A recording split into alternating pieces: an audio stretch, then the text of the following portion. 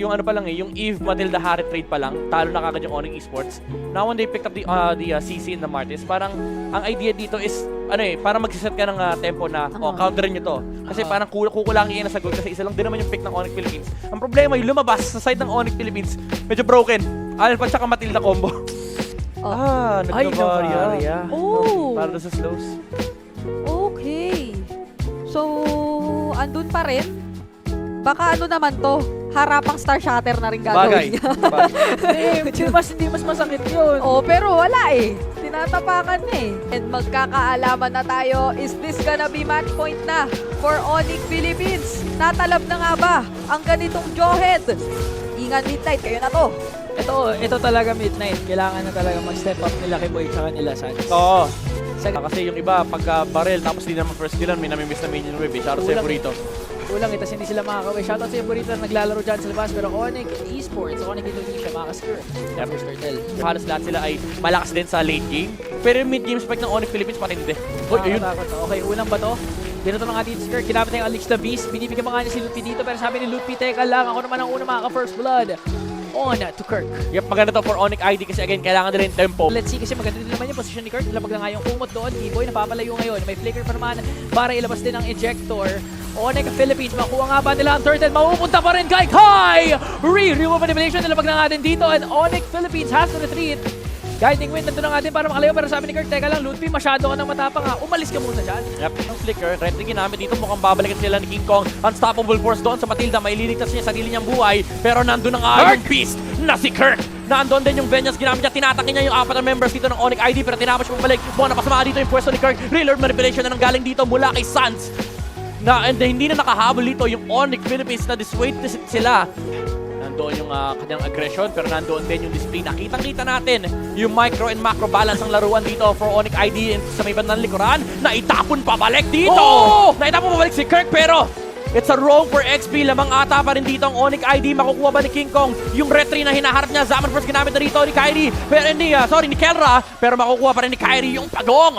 Retry advantage for Onyx Esports. Okay, kahit Ng mga miyembro dito ng Onyx Indonesia. Lalaban siya rito. Gagamitin ba niya yung Unleash the Beast? Hindi na ata. And aabot pa naman siya sa next Lord. Pero at least for Onyx ID, nakuha nila yung kill sa may bottom lane. Kailangan nila makaharap ng magandang angle dito. But for Onyx ID, they take the Lord area for themselves. Medyo mahihirapan dito yung Onyx Philippines pero still, kailangan din laruin ng Onyx Indo yung macro game ng Lord Conceal mula dito kay Kiboy. Naghahanap siya ng potential ejector target pero nandoon yung Second Eagle. Ay, yung Guiding Wind mula dito kay Bruce. Tinapos pabalik dito si Kirk. Kaso makunat dito yung napili nila. Si Luffy ay tutumpa. And mapapamatay din nila yung jawhead ni Kiboy. Pero nakuha pa rin naman ni Kyrie yung main objective which is yung Lord Onyx Philippines. They win the team fight but Onyx ID takes the Lord. so kahit pa paano may Onyx pa rin na nanalo sa clash na nangyari ngayon. Pero Onyx Philippines with the clash that they did. Nakakuha sila ng mid lane turret. Pero tingnan mo si Super Prince ha. Pinipilit nga nila yung mid lane. Napakasakit na ng mga Star Shatters coming in from Prince. Sa Vero naman maganda yung posisyon. Pero makikita nga ba siya ni Kelra? Lalabas ba siya dito? Nakakaamoy. Hindi yata, boss. Hindi ko nga Pero sure si Ludwig tinamaan dito. Star Shatter! Star Shatter into Chrono! Oh my God! Chrono dashes ang Synchrofusion. Nawala ng parang bula yung buhay ni Lutfi. Sa may bottom lane yung Toria. Kanilang hinahat dito. Flicker out mula kay Super Prince. Pero dito si Kelra. Sa may bandang unahan. Sans ginamit yung reload manipulation. Pero hindi sapat yung sustain. Wala rin silang damage para tapatan yung harit ni Kelra. Nandyan yung Circling Eagle, nandyan yung Guiding Wind para magpadala ng mga tao. Ayan na nga yung Kumot and si King Kong. Focus lang sa Lord. Hindi pa nila makita si Kyrie, so baka i-bait nila to. And mamapatay na nila si Kiboy. Kelra going in. Nagbenda sa rito yung CC pero hindi sapat yung sustain. The damage is enough from Kelra to take down the heroes of Onyx ID. Hindi nila kaya. Walang damage. Hindi matapat. Hindi pa pinatapos. Nandun pa si Kelra sa may bandang unahan. Maniac for Kelra. Eto na ang daily quota. Kelra, the Filipino Savage. Kininakaw ni Super Prince. Prince naman! Bakit mo ba hindi binigay? Nandun na nga si Kelra pero still an overall well-rounded effort for the Super Fam. Another wipeout! Meron silang minions doon kaya naman yung gitnang tore ng Onyx Esports ay papapatumbahin nila. Onyx Philippines! Mukhang isang match na lang sa kanila na mapupunta ang kampyonato! 3-0 for Onyx Philippines! Isa na lang at maseselyahan na nila na sila ang pinakamalakas na team sa buong mundo. The disbelief in my face! Ayan na, oh. Tinan mo, sinisisi na nila si Prince, oh. Prince naman! Tinuturo ni Bruce ko si Prince eh. Sabi niya, Kelra, sorry. Kelra, my bad. Ang malupit dun, men. Yung first kill lang yung kumuha. Hindi nga yung Star Shatter eh. Hindi yung Star Shatter eh. Nandun lang. Hindi ko na. Hindi naman kasi kailangan, Prince. Pero okay lang.